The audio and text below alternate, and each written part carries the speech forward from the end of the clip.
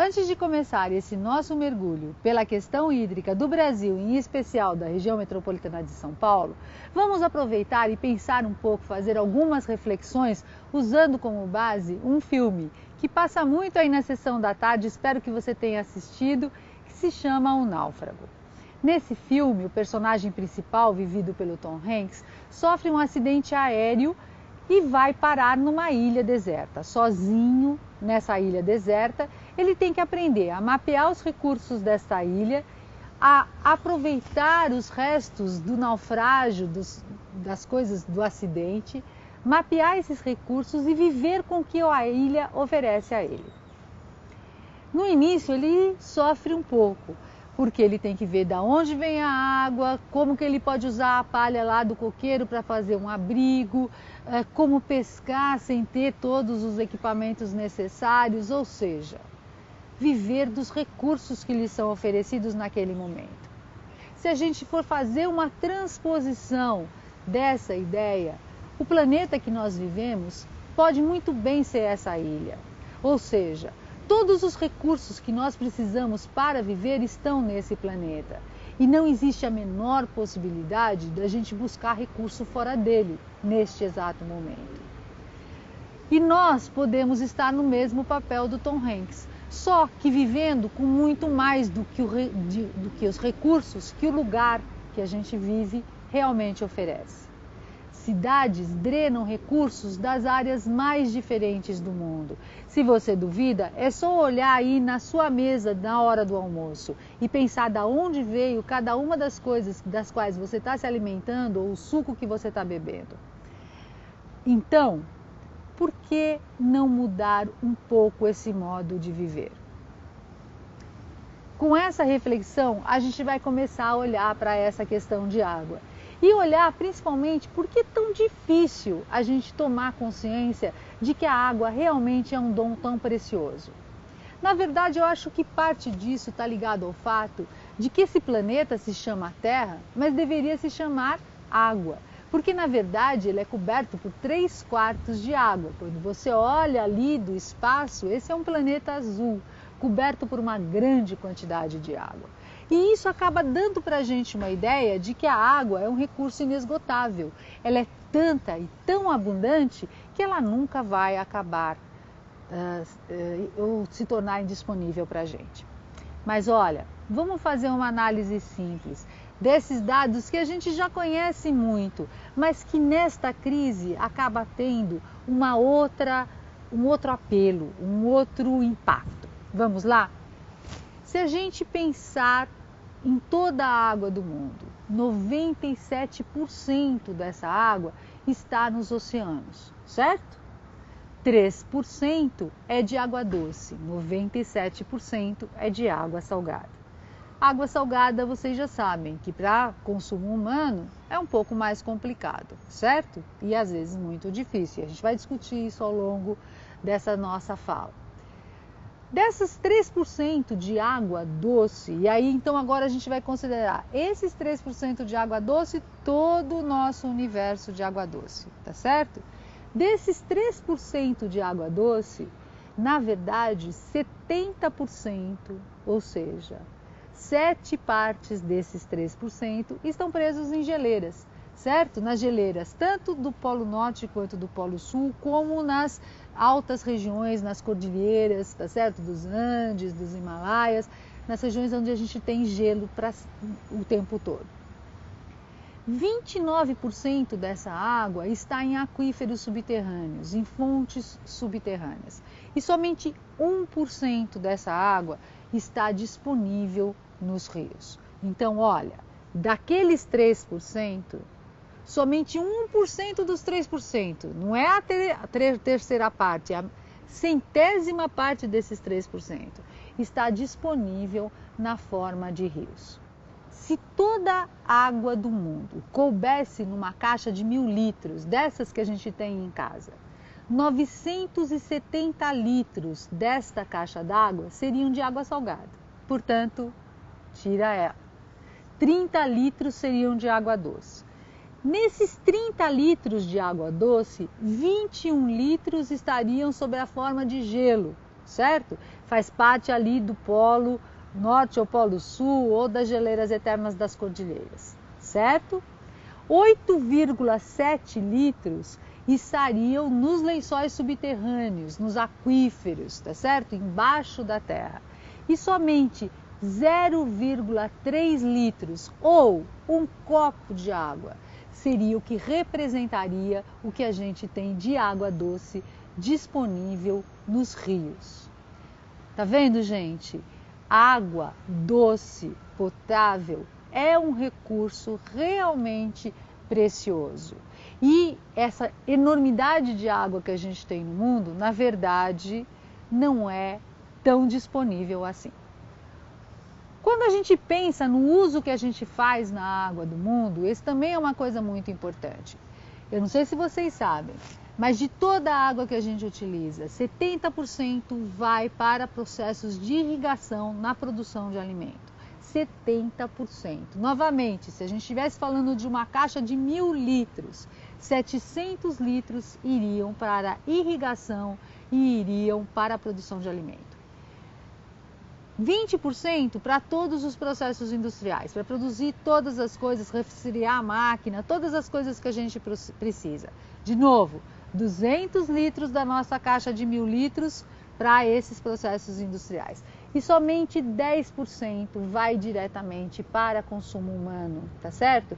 Ou 100 litros da nossa caixa de 1.000 litros. Então você vai vendo que também o uso que a gente faz da água é um uso também muito distinto, certo? Então tem pouca água doce e essa água a gente utiliza de uma forma que nem sempre é aparente para a gente, porque na verdade a gente sempre quando pensa em água, pensa na água que você bebe, que você toma banho, que você lava roupa, mas existem outros usos que a gente faz da água.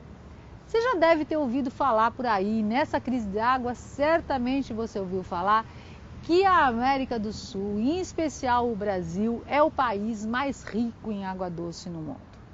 Se a gente olhar para os continentes, na verdade, certamente a América do Sul é o continente com a maior reserva hídrica do planeta. Se a gente olha aqui para esses dados nessa tabela, a gente vê com perfeição que 27% da drenagem de água que a gente tem no mundo ocorre na América do Sul. E em contrapartida, a gente só tem 6% da população do mundo. Ou seja, muita água e pouca população. Isso faz realmente da América do Sul um lugar privilegiado quando a gente pensa em recurso hídrico. Se a América do Sul é o continente mais rico em água do mundo, o Brasil tem uma posição inigualável como o maior país da América do Sul. Realmente a quantidade de água que a gente possui é muito grande, mas a gente precisa olhar para a distribuição dessa água. Vamos analisar essa tabela e assim a gente tem uma ideia mais segura de como essa água está distribuída. Na região amazônica, a gente tem uma população de 7.806.000 habitantes. E para cada habitante, a gente tem disponível 533.062 metros cúbicos de água por ano. Se a gente olhar para a região do Nordeste, que a gente sabe que sofre muitas secas, a gente tem para uma população 3 vezes maior, 1.144 metros cúbicos por habitante por ano. Esse é o menor valor que a gente encontra para o Brasil. E na região do Atlântico Sudeste, que é o terceiro menor valor que a gente encontra para o Brasil, a gente tem 3.971 metros cúbicos por habitante por ano para a maior população brasileira, 25.245.000 habitantes. A disponibilidade hídrica no Brasil é isso mesmo. Aonde você tem muita água, você tem pouca gente. E aonde você tem muita gente, você tem pouca água. Se a gente olhar para este mapa agora, mostrando a disponibilidade hídrica, vai ficar muito claro que as regiões aonde a gente tem muita água, representadas nesse mapa pela cor azul escura, ou seja, acima de 20.000 metros cúbicos por habitante por ano, são as regiões menos populosas realmente. E as regiões pobres ou críticas são as regiões mais populosas com uma quantidade de água muito pequena. Neste mapa, São Paulo está assinalado com 2.486 metros cúbicos por habitante por ano, que é a quantidade de água que a gente tem para o estado como um todo, tá? Bom, bacias hidrográficas brasileiras estão todas conectadas.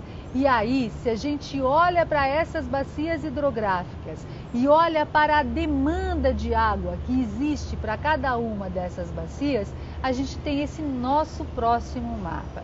E nesse próximo mapa a gente observa que os rios que estão aí assinalados em azul estão concentrados nas regiões norte e na região centro-oeste. Nas regiões nordeste, sudeste, a gente percebe um monte de rio assinalado com vermelhinho ou com amarelo, ou se não ainda com um marrom, que mostra um percentual muito alto entre demanda e disponibilidade hídrica, certo? Se a gente olhar a imagem de satélite que retrata as luzes noturnas do Brasil, a gente vai observar grandes concentrações de luz justamente na costa do Atlântico. Vamos lá? Essas grandes concentrações de luz, na verdade, referem-se a grandes densidades populacionais. E se a gente cruzar essa informação com o mapa anterior das bacias hidrográficas e demanda e disponibilidade de água, a gente vai ver que aonde tem muita gente, realmente tem pouca água. Se a gente olhar para o próximo mapa, que mostra a qualidade de água, a gente também vai ficar muito assustado, porque além de ter pouca água, essas regiões são as regiões que têm a pior qualidade de água. Veja que em vermelho estão assinaladas as regiões com pior qualidade de água, considerada péssima, certo? E aí você observa nitidamente que essas regiões estão concentradas no sudeste do Brasil. Olhando para o estado de São Paulo e observando a distribuição do recurso hídrico no nosso estado, a gente vê o mesmo padrão. As regiões mais populosas do estado são as regiões que concentram as áreas com menor quantidade de água. Vamos olhar para este mapa para a gente ter essa constatação. Veja que a gente tem muita água no Vale do Ribeira de Iguape, abundante até, acima de 20.000 metros cúbicos por habitante por ano. Quando a gente vai para a região do Piracicaba e do Alto Tietê, a gente tem áreas críticas, com menos de 1.500 metros cúbicos por habitante por ano. E se a gente considerar somente a região metropolitana de São Paulo, a disponibilidade hídrica que a gente tem nessa região, ou seja, a água que é produzida nessa região é 201 metros cúbicos por habitante por ano, assim como a água que é produzida na bacia do Piracicaba é de 408 metros cúbicos por habitante por ano. Se a gente olhar no outro mapa a distribuição populacional de São Paulo, a gente verifica que a área que concentra 81,7% da população do estado é também a área que produz menos água. Não é à toa que a gente tem que pegar água de todos os lugares para poder atender a demanda da região metropolitana de São Paulo. É por isso que a gente pega água lá do sul de Minas, lá de Extrema, pelo sistema Cantareira. É por isso que a gente pega água de toda a bacia do Piracicaba. E agora a gente vai pegar água do Ribeira de Iguape, tá certo? Pegando a água por esse sistema de Biúna que está sendo construído. São Paulo e a região metropolitana de São Paulo é, na verdade, um imenso ladrão de água, que por viver acima das suas demandas, porque a gente produz muito pouca água, tem que acabar trazendo água de outras bacias, aonde ela é também extremamente necessária. Concluindo, no Brasil, aonde tem muita gente, tem pouca água. Aonde tem pouca gente, tem muita água. Então a distribuição de água no Brasil engana muito a gente. A gente vive muito acima. Nas regiões com pouca água, principalmente nas regiões metropolitanas, a gente consome muito mais do que a gente deveria. E por isso, a gente tem que trazer esse recurso de outras áreas. E tem mais uma coisa, pensar em pegar água do oceano com usinas de dessalinização também tem um custo. E esse custo é alto do ponto de vista ambiental. Afinal das contas, o principal produto de uma usina de dessalinização, além da água, é o sal.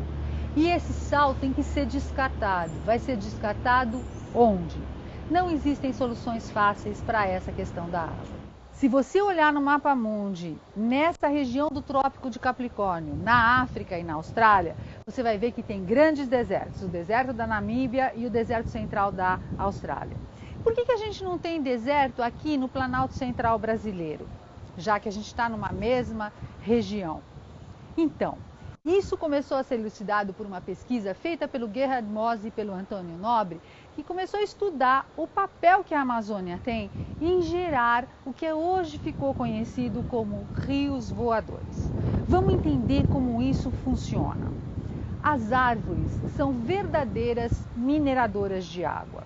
Para que a produção de seiva elaborada possa acontecer, para que a fotossíntese possa acontecer, a água está constantemente buscando água nas regiões subterrâneas. E aí, gente, não é só na parte superficial, onde a gente sabe que tem muita água, mas nos aquíferos subterrâneos mesmo da floresta. Ela está constantemente buscando água, fazendo essa água subir por todo o tronco e transpirando por evaporação essa água pelas folhas. Para você ter uma ideia de quanto isso é, uma única árvore de 20 metros, e vocês sabem que 20 metros é quase nada na Amazônia, né? Uma única árvore de 20 metros, ela evapotranspira por dia 1.000 litros de água, ou uma caixa d'água de 1.000 litros. Se a gente for pensar todas as árvores da Amazônia, quanto que elas evapotranspiram por dia, tem ideia? 20 trilhões de litros de água. Então, as árvores são verdadeiras mineradoras de água. E não só isso, elas produzem substâncias que ajudam a formar as nuvens. Como isso? Elas produzem algumas substâncias que ajudam as moléculas de água que estão ali saindo por transpiração a se condensarem em volta dessas substâncias e assim formarem as nuvens. A região é muito propícia, né? Porque afinal das contas a Amazônia fica na região equatorial do mundo e você tem uma grande evaporação de água nos oceanos, no Oceano Atlântico, lá perto, certo? Temperatura muito quente, água à vontade e a Amazônia praticamente sugando essa água, essa umidade produzida pela evaporação lá no Oceano Atlântico. Isso forma, na verdade, pelos ventos alísios, uma verdadeira corrente de umidade, uma grande quantidade de nuvens que, pelo movimento, vai sendo empurrada em direção aos Andes. Quando chega nos Andes, qual vai ser o caminho dessas nuvens? Elas vão ter que subir, e tem que subir muito, acredita em mim. Só que no momento que elas vão subindo, certo? As nuvens vão se resfriando. E aí, uma parte dessas nuvens desaguam, né? Caem em forma de chuva. E isso favorece muito as nascentes de toda a bacia amazônica. Uma parte dessas nuvens decide tomar um desvio e ao invés de continuar neste caminho de subida pelos Andes, elas vêm em direção ao Planalto Central e ao Sudeste brasileiro e vem chover aqui. Entenderam? Então, esses ventos e essas nuvens, esta água, talvez tenha vindo da Amazônia, certo? E o que acontece nesse momento de crise hídrica, onde na verdade se formou uma grande massa de ar quente em cima de toda a região sudeste? Essa massa acaba impedindo a penetração desses ventos carregados de umidade. Mas não é só isso, infelizmente não é só isso. Nós sabemos que a Amazônia tem sofrido um desmatamento crescente. E o Antônio Nobre, um dos maiores pesquisadores desse assunto, até desconfia que talvez a gente tenha passado do turning point, ou seja, do ponto em que é possível voltar atrás. A floresta tem diminuído e essa diminuição da floresta afeta diretamente a quantidade de chuva que ela é capaz de produzir, certo? Então, quer pensar em solução de crise? Tem que pensar na Amazônia. Tem que pensar no efeito que a Amazônia tem sobre o mundo. Ela não é o pulmão do mundo, ela é a bomba d'água do mundo. Mas por que uma região metropolitana do tamanho da região metropolitana de São Paulo se estabelece num lugar com tão pouco volume de água? Muitas nascentes, mas muito pouco volume de água. E as razões são várias, mas principalmente vamos buscar na história. Quando os portugueses chegaram aqui, lembra o que estava em vigor? O Tratado de Tordesilhas. E pelo Tratado de Tordesilhas, o território que era dos portugueses era muito menor do que as divisas do Brasil de hoje. Então, tinha uma função de aumentar, de conquistar novos territórios para fazer esse tratado, como na verdade acabou acontecendo, ficar letra morta. Mas não era só isso, eles tinham que buscar ouro, tinham que buscar metais preciosos, escravos dos índios e todas umas coisas que eles só poderiam achar no interior do Brasil. Imagina agora o que era naquela época buscar isso tudo num país completamente estranho, sem nenhum mapeamento do lugar, sem GPS, sem imagem de satélite, sem nada do que a gente tem hoje. Era realmente uma enorme aventura. Além disso, as áreas todas cobertas por florestas, os índios, os perigos representados pelos animais, pelas doenças tropicais, eram realmente muito sérios.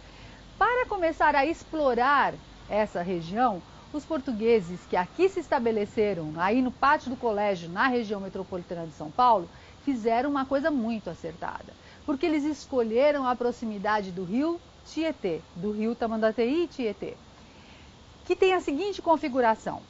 O rio Tietê nasce lá em Salesópolis, bem no limite do divisor de águas que a Serra do Mar forma. Ou seja, é um rio que nasce super perto, quem já foi até a nascente dele lá em Salesópolis sabe disso. Nasce super perto do litoral.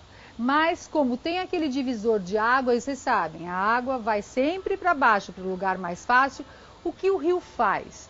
O rio vai para o interior do estado. Vai para o interior do estado e vai desaguar lá no Rio Paraná. O Rio Paraná vai, no seu caminho, desaguar na Bacia do Plata. E assim, as águas que nascem aqui em Salesópolis e que naturalmente o rio também vai crescendo ao longo do seu caminho, vão encontrar o mar somente na Argentina, certo? Não é só isso. Se você olhar o mapa, você vai perceber que todos os rios, as nossas bacias hidrográficas, elas são interligadas, o que permite que o rio seja, na verdade, uma verdadeira avenida, uma verdadeira estrada para a exploração do Brasil. E foi isso que os bandeirantes fizeram. Eles iam para Porto Feliz, venciam aí essa parte mais encachoeirada aqui dessa região metropolitana de São Paulo, iam para Porto Feliz e lá de Porto Feliz avançavam Rio Tietê adentro para o Brasil. É claro que tudo que eles traziam de volta dessas explorações que eles faziam, vinha então para São Paulo. De São Paulo, descia em lombo de burro pelo caminho do mar. Para onde? Lá para o Porto de Santos, aonde isso tinha como destino, todas as riquezas aqui captadas tinham como destino a Europa. Entenderam? De repente, a cidade não ficou só como ponto de partida dos bandeirantes para a expansão do território nacional, mas a cidade ficou também como ponto de comércio, o ponto onde chegavam todas essas riquezas, porque o Porto de Santos sempre foi um porto privilegiado para escoar toda essa produção. Mais tarde, quando a gente passou por ciclos agrícolas, no caso de São Paulo, principalmente do ciclo do café, essa também foi a escolha, certo? O Porto de Santos para escoar a produção. E São Paulo acabou se consolidando como um grande centro de comércio e como a região metropolitana que hoje é. Bom, A gente sabe que regiões metropolitanas do mundo sempre têm problemas com água. Afinal das contas, é nas regiões metropolitanas do mundo que você tem a maior quantidade de pessoas, a maior densidade de população. Populações muito grandes e uma demanda muito grande por esse recurso. Não só isso, você também tem muitas indústrias, tá certo? Isso também aumenta a demanda por este recurso nestas regiões. Vamos agora pensar em outras coisas. Se esse recurso se torna escasso pela grande demanda, dado ao tamanho da população e dos segmentos produtivos, a gente também tem outras questões aí ligadas. É muito complicada essa questão de planejamento urbano nas regiões metropolitanas. Elas sempre acabam crescendo um pouco fora das ideias de planejamento, certo? E isso faz com que, às vezes, elas cresçam para lugares indesejados. Essa falta de planejamento urbano é complexa. São também regiões com grande quantidade de poluentes, de poluição, com grande produção de poluição. E isso acaba também contaminando essas reservas de água tão importantes para a manutenção dessas regiões. Bom, escassez, poluição, alta de crescimento populacional, alta densidade populacional, falta de planejamento se aliam a mais duas coisas. Esse crescimento desenfreado, a degradação das nascentes, porque na verdade vai crescendo sobre áreas que deveriam ser conservadas para a produção de água. E saneamento básico, que acaba gerando uma poluição que é drenada diretamente para os rios, certo? Bom, viram um quadro muito complicado. Agora vamos pensar na região metropolitana de São Paulo. A região metropolitana de São Paulo é enorme. Ela é formada por 39 cidades. Ela tem 8.051 quilômetros quadrados. Concentra uma população de 10% de toda a população brasileira. 18,5 milhões de habitantes. É muita gente, certo? Então, é uma região metropolitana imensa. A gente já viu a questão da produção de água, mas a gente também acabou abordando agora a questão da qualidade de água. Então, os problemas que essa região tem não são só em relação à quantidade de água, mas também em relação à qualidade da água. Complexos, são vários os interesses que pairam sobre isso. Além disso, os conflitos são muito distintos. Então, vamos ver agora uma sequência de mapas que nos mostra como está ocorrendo o crescimento da região metropolitana de São Paulo. Nesse primeiro mapa, a gente pode verificar que essa região, ela cresce, na verdade, na região central, a população cresce 1,6% ao ano, no período de 2000 a 2005. Na região de mananciais, na região periférica, esse crescimento é de 4%.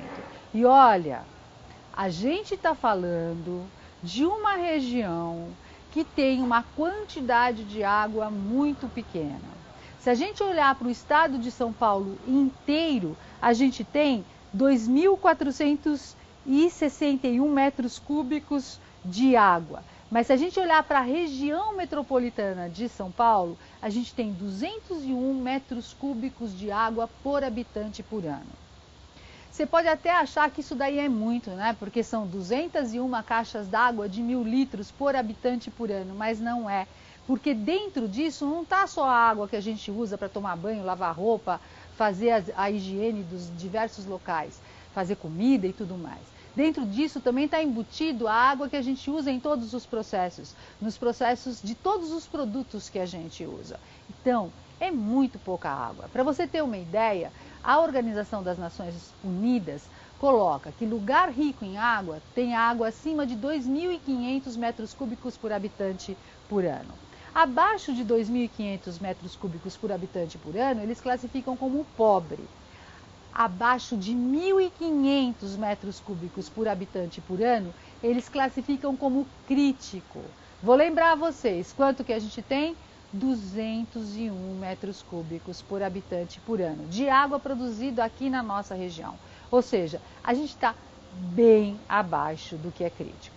E aí, quando a gente olha para esses mapas de crescimento e aí a gente tem uma sequência muito interessante que vai desde o início do século passado até agora, você vai vendo que aquela manchinha pequena, vermelha, que deu origem aí à ocupação da região metropolitana de São Paulo no início do século, ela vai crescendo, vai crescendo e vai crescendo para cima das periferias, vai crescendo ao redor, em cima das áreas de manancial, das áreas produtoras de água, do Alto Tietê, da bacia da Billings, da bacia da Guarapiranga.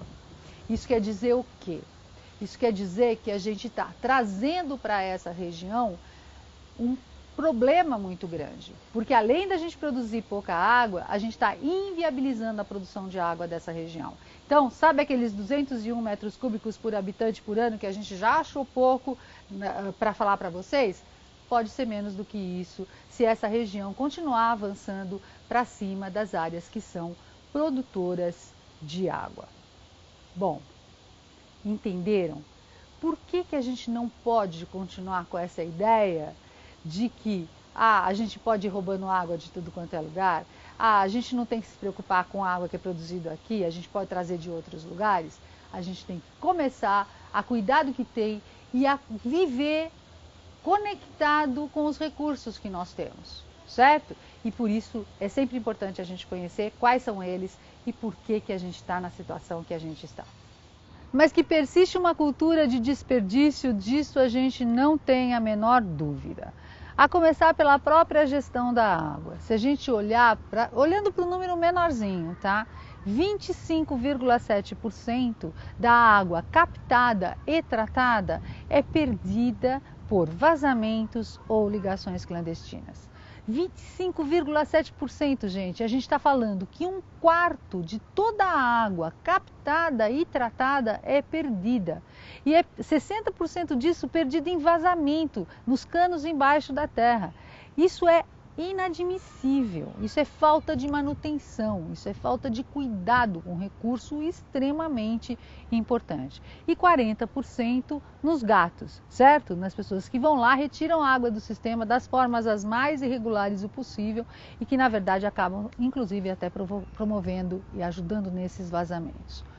Bom, não é só isso. Também em relação ao consumo, essa história fica muito complicada.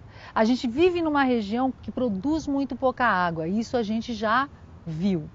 Mas a gente gasta como se a gente vivesse numa região com muita água. O consumo médio do paulistano, das pessoas que vivem aqui na região metropolitana de São Paulo, está entre 140 a 200 litros de água a dia, enquanto o recomendável pela Organização das Nações Unidas é 100 litros. Ou seja, aquele que gasta mais, gasta o dobro do recomendável, gasta muito a mais. E por que será que a gente é levado a acreditar que existe essa água em abundância para que a gente gaste? São diversas as razões, mas uma delas tem a ver com a gestão. Se a gente for olhar quem é responsável pela gestão dos recursos hídricos aqui no estado de São Paulo, é a Sabesp. A Sabesp é uma companhia mista. 50,3% da Sabesp é do estado de São Paulo. E 49,7% das ações da Sabesp pertencem a acionistas. E vocês sabem que acionistas querem lucros, certo? Dentro do estatuto da Sabesp tem uma cláusula que diz: quando o lucro líquido atingir acima de $1 bilhão, vai poder ser distribuído 25% desse lucro aos acionistas. É claro que desde 2009 esse lucro não parou de crescer. Ele sempre foi acima de $1 bilhão, ele chegou a $1,5 bilhões. E no ano de 2013, quando teve até festa para a Sabesp como uma das empresas mais lucrativas na Bolsa de Valores de Nova York, esse lucro líquido foi de $1,92 bilhões. Tá vendo? A gente é levado a acreditar, isso daí gera muito dinheiro mesmo. Mas se a gente olhar para o próximo gráfico, onde a gente vê a demanda dirigida e a demanda real aí pelo recurso de água, a gente vai poder observar que essa demanda ela é crescente aqui na região metropolitana de São Paulo. É só olhar as curvas para você ver como elas estão aí aumentando. Mas já em 2009 ela estava, o que a gente realmente produzia estava abaixo do que era necessário, tá certo? Então abaixo da demanda dirigida, abaixo da outra demanda, certo? Pegando os próprios dados da Sabesp, a Folha de São Paulo fez um levantamento sobre o crescimento do consumo de água no período de 2004 a 2013. E ela verificou o seguinte, que o aumento do consumo de água em 33 municípios que fazem parte da região metropolitana de São Paulo foi de 26%, enquanto que a produção só cresceu 9%. Gente, essa é uma conta super simples. Aumenta o consumo em 26% e aumenta a produção em 9%, como não ter um colapso nesse sistema? Impossível não ter um colapso nesse sistema. Junta isso ao fato do crescimento das regiões metropolitanas para cima das áreas geradoras de água, para cima das áreas de mananciais. E aí a gente vai ver que, na verdade, a gente está pondo em risco um serviço ambiental extremamente importante, que é a geração de água. Pegando como exemplo a bacia da represa Billings, aqui aonde a gente está no nosso município. Essa bacia tem 3.396 nascentes de água distribuídas nos 560 quilômetros quadrados que fazem parte dessa bacia. Dessas 3.396 nascentes de água, 2.290 nascentes estão em áreas que estão ainda muito conservadas. Nós fizemos um estudo para medir a capacidade de produção de água dessas nascentes.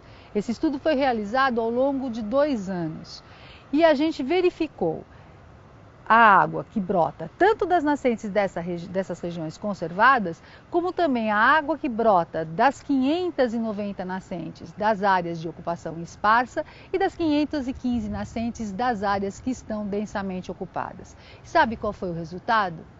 Das nascentes das áreas conservadas, brota em média o dobro da água que brota das nascentes de áreas de ocupação esparsa.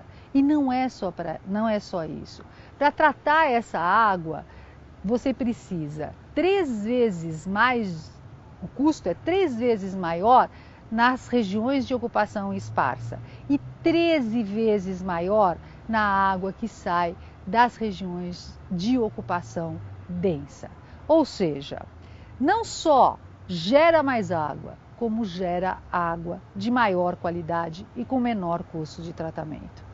É óbvio que nessa gestão de água, a companhia responsável por isso tem que estar profundamente ligada nisso e vendo essas ocupações e acompanhando esses padrões e usando essa água da melhor forma possível.